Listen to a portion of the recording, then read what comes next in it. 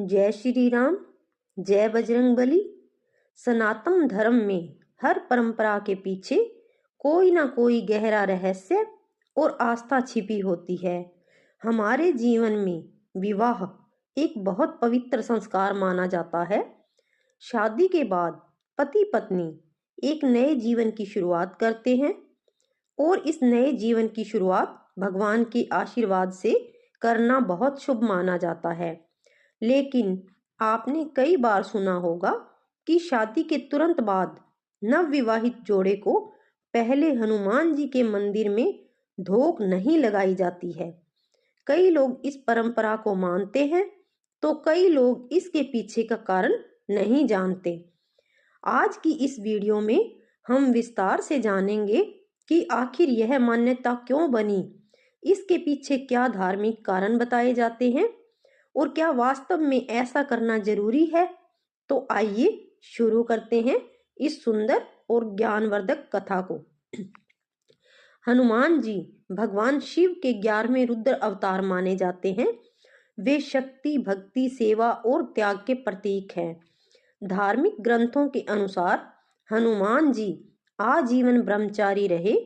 उन्होंने अपना पूरा जीवन भगवान श्री राम की सेवा में समर्पित कर दिया। कहा जाता है कि जब माता अंजनी ने हनुमान जी को जन्म दिया, तभी से उनका जीवन भगवान राम की सेवा के लिए निर्धारित था।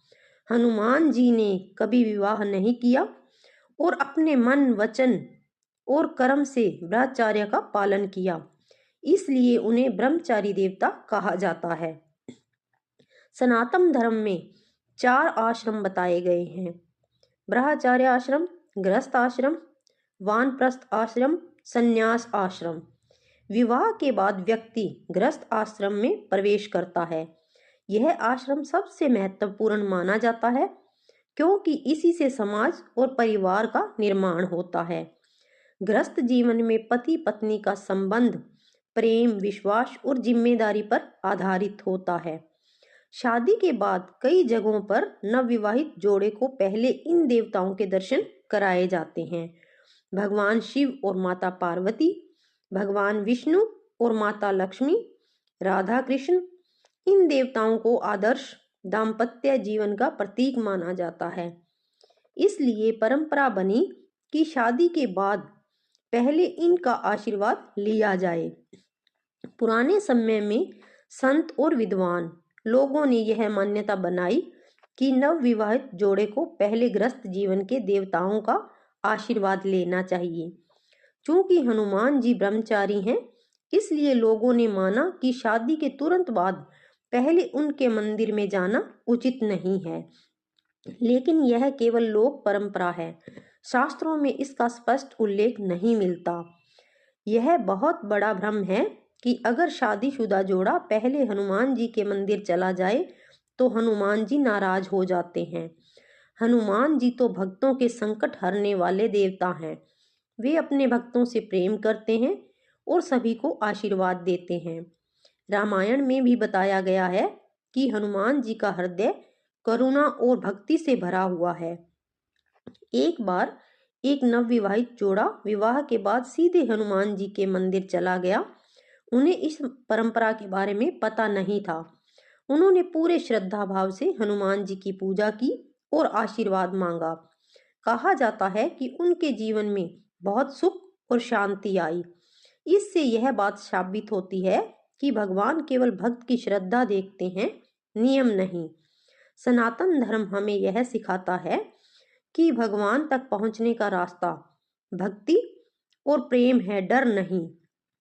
अगर मन में सच्ची श्रद्धा है तो कोई भी भक्त किसी भी भगवान के दर्शन कर सकता है।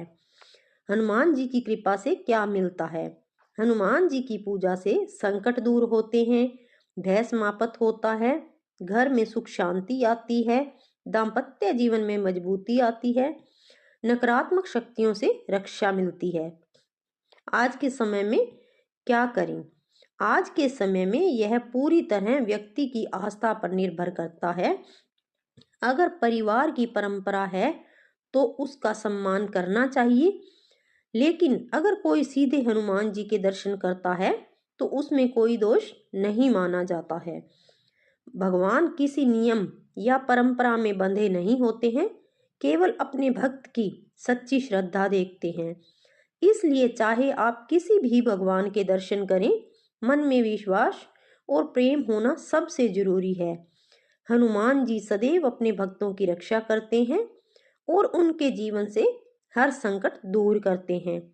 अगर आपको यह जानकारी अच्छी लगी हो तो वीडियो को लाइक करें, शेयर करें और चैनल को सब्सक्राइब करना ना भूलें।